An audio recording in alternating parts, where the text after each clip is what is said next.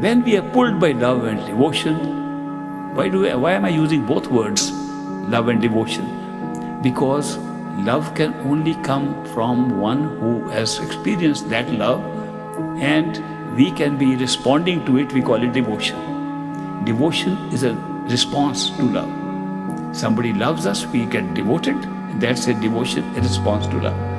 Now we find that if somebody is pulling us from there, he can pull us through with his love, and our devotion grows.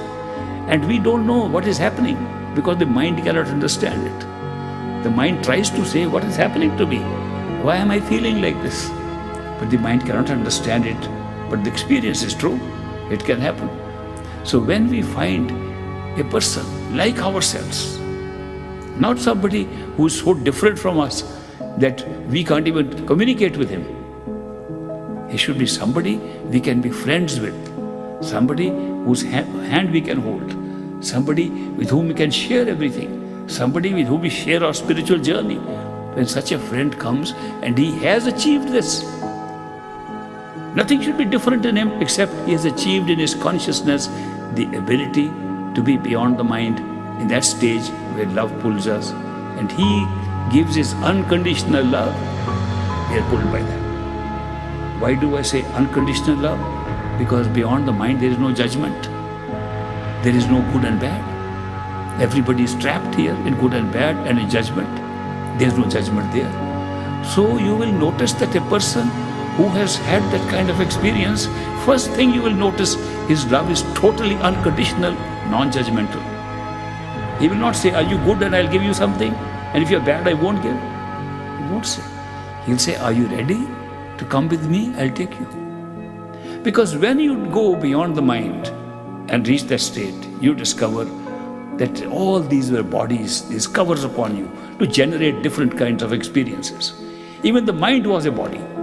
The mind that is thinking, with which we have identified ourselves. We think we are the mind.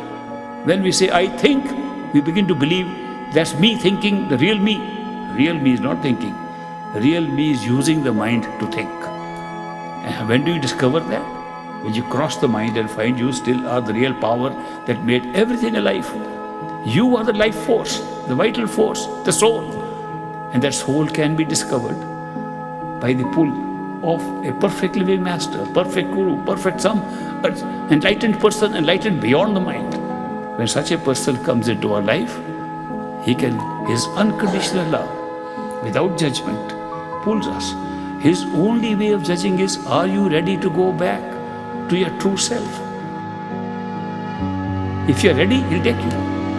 Period. There's nothing else to consider. All the rest of the things are mental judgments. They're all mental values created here. The spirit, the soul, our own true self has no values like these. Its only value is love.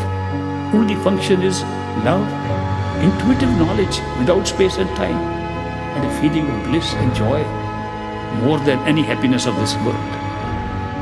That is the true nature of our own self. And we can find it out by the very process of finding somebody who has this kind of ability, this kind of experience of a higher consciousness that lies beyond the mind.